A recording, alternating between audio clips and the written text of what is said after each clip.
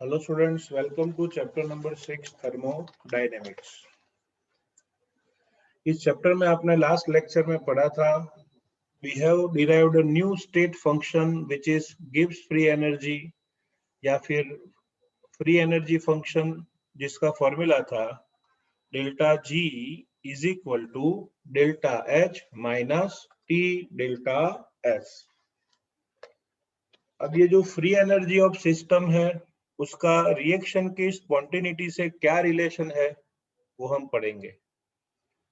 तो आपका आज का क्वेश्चन है derive the relation between free energy change and spontaneity of the reaction.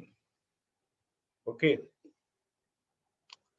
तो इसके लिए हम सपोज करते हैं, सपोज ये एक सराउंडिंग है, दिस इज सूरीपाजी मतलब सराउंडिंग, और उसके अंदर हमने कोई सिस्टम ली हुई है, दिस इज सिस्टम. सपोज कीजिए कि भाई सिस्टम और सराउंडिंग ओके दोनों के बीच में इक्विलिब्रियम एस्टैब्लिश हुआ है. जैसे आपने आइस क्यूब को फ्रीजर में रखा तो इक्विलिब्रियम, आइस को बाहर रखोगे तो थोड़ी टाइम में एटमॉस्फेयर से इक्विलिब्रियम. ऐसे सपोज कोई सिस्टम अपने सराउंडिंग से इक्विलिब्रियम में है. In this condition of equilibrium the temperature of both of the system and surrounding are same. So temperature of system becomes temperature of surrounding at equilibrium state. Okay, इतना ही नहीं, आप जानते होंगे कि अगर सिस्टम के लिए ये रिएक्शन एंडोथर्मिक है, अगर सिस्टम के लिए रिएक्शन एंडोथर्मिक है तो सराउंडिंग के लिए एक्सोथर्मिक, या फिर सिस्टम के लिए एक्सोथर्मिक प्रोसेस है तो सराउंडिंग के लिए एंडोथर्मिक होगी. समझ गए? लेकिन इतना तो आप जानते हो कि heat absorb by the surrounding, heat absorb by the surrounding is equal to heat evolve by the system. Heat absorbed by the surrounding is equal to heat evolved by the system. या opposite, heat evolved by the surrounding is equal to heat absorbed by the system. तो जितनी heat system absorb करेगा उतनी ही surrounding loose करेगा. अगर surrounding ने gain की तो सिस्टम लूज करेगा, because total energy remains constant. तो हमें सपोज करना है कि कोई सिस्टम ने सराउंडिंग के साथ इक्विलिब्रियम एस्टैब्लिश किया. इस कंडीशन में दोनों के टेम्परेचर सेम है, एब्जॉर्ब हीट और रिलीज हीट दोनों सेम होगी. चलो अब हमें डिराइव करना है relation between spontaneity and free energy change. ठीक है, सो relation between spontaneity and free energy change, उसके लिए हमें स्टार्ट करना है एंट्रोपी से. आप जानते हो लास्ट लेक्चर में पढ़ा था कि if the reaction is spontaneous, if the reaction is spontaneous, so total entropy change is always positive. Delta S total is positive for all the spontaneous reactions. उसकी वैल्यू आप जानते हो, delta S total is equal to delta S system plus delta S surrounding which is more than 0. अब एक काम करते हैं, delta S system plus delta S surrounding more than 0 है. हम लेंगे डेल्टा एस सराउंडिंग. सराउंडिंग की एंट्रोपी का change is equal to delta H of surrounding by T. हमने लास्ट लेक्चर में पढ़ा था कि delta S is equal to Q reversible by T. ठीक है ना. अब क्यू को हम हीट बोलते हैं, हीट को क्या कहेंगे, एंथैल्पी. इसलिए Q की जगह पे डेल्टा H लिख के बनाएंगे, Q रिवर्सिबल बाय T की जगह delta H surrounding is equal to delta H surrounding by T. हमने पहले कहा कि भाई temperature of system and surrounding same है तो उसे T सोचना है। दूसरी बात हमने ये कही थी कि अगर सिस्टम के लिए रिएक्शन एंडो है तो सराउंडिंग के लिए एक्सो, और सिस्टम के लिए एक्सो है तो सराउंडिंग के लिए एंडो। दोनों की साइन ऑलवेज पॉजिटिव होगी। तो जितनी हीट, सपोज यहाँ पे मैं plus delta H surrounding by T लेता हूँ, तो जितनी हीट सराउंडिंग ने एब्जॉर्ब की उतनी ही हीट सिस्टम ने क्या की होगी, डिसॉल्व। ओके, तो डेल्टा एच सराउंडिंग का फॉर्मूला आएगा delta H system by T, लेकिन माइनस में। ओके, आपको ये टर्म समझ में आ जाना चाहिए, delta H system is equal to minus delta H surrounding. Okay, चलो उसकी वैल्यू पूरी इस फॉर्मूला में लिखेंगे तो आएगा स्टूडेंट्स कुछ ऐसा, डेल्टा एच सिस्टम ऐसे ही लिखा है आपने, clear, plus delta H surrounding, उसकी जगह पे minus delta H system by T is more than 0। ठीक है ना, clear.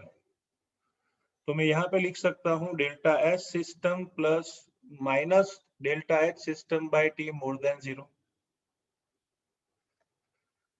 So multiply by T all the side, तो टी से मल्टीप्लाई करोगे तो आंसर आएगा T delta H system plus minus minus delta H system is more than 0। Okay, ये मोर than 0 आया। अब मैं एक काम करता हूं,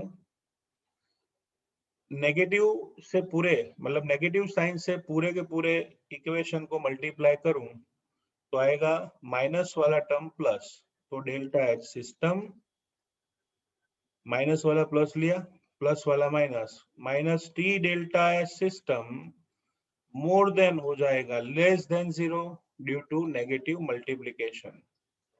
तो आपको ये रिलेशन मिला delta H system minus T delta H system less than 0। ठीक है ना, और अभी अभी आप पढ़े हो delta H minus T delta H, उसे बोलते हैं delta G system less than 0।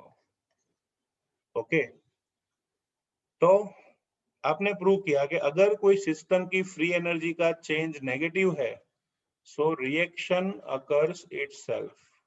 Reaction occurs itself, that means spontaneous. If reaction is spontaneous, so delta G system value less than 0.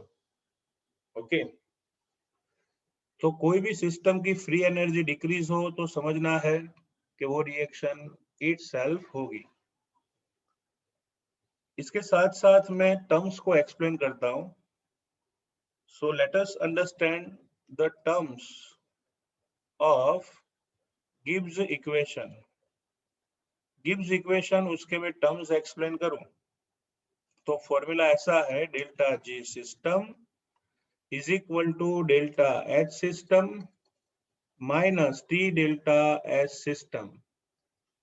तो यहाँ पे जो आपको डेल्टा एच सिस्टम बताया जा रहा है ना, it is the enthalpy change occurring during process. इसको कहेंगे total enthalpy change occurring during process. T delta S is the energy, T delta S is the energy which is not available, which is not available. T delta S is the energy which is not available to do useful work. Okay, work करने के लिए जो energy चाहिए, जो use नहीं होगी, जो भ्रष्ट नेता अपने रुपए पास रखेंगे, वो है T delta S. And delta G, इसको कहते हैं energy which is totally used in work. उसको लिखते हैं नेट एनर्जी। क्या लिखते हैं? Net energy available to do work. Okay, work करने के लिए जो नेट एनर्जी चाहिए वो होता है delta G system. Last lecture में समझाया था डेल्टा जी किसान को भेजे हुए 100 रुपीज है, टी डेल्टा एस जो है वो है लोगों ने खाए हुए रुपए 35 रुपए, और 65 रुपए जो किसान को मिले उसको कहेंगे डेल्टा जी सिस्टम। ओके, तो जो नेट एनर्जी वर्क करने के लिए अवेलेबल होती है उसे डेल्टा जी सिस्टम कहेंगे, और उस पर से उसका नाम रखा है फ्री एनर्जी। क्या नाम रखा है?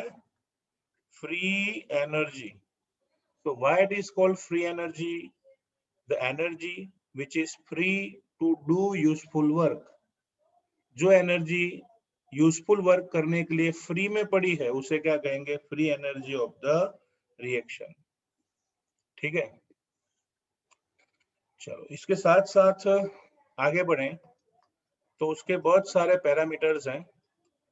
If the delta G of the system, if delta G of the system is less than 0 at a given pressure and temperature, so if the value is negative, तो आप लिख सकते हो reaction is spontaneous in forward reaction.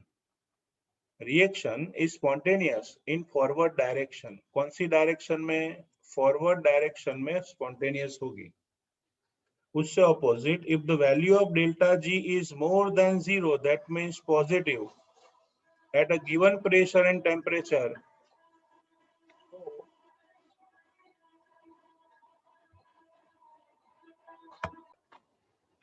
so अगर delta G की value more than 0 होगी, मतलब positive होगी at definite pressure and temperature, तो ऐसा बोल सकते हैं फॉरवर्ड डायरेक्शन में रिएक्शन इज नॉट स्पॉन्टेनियस, लेकिन रिवर्स डायरेक्शन में रिएक्शन स्पॉन्टेनियस होती है।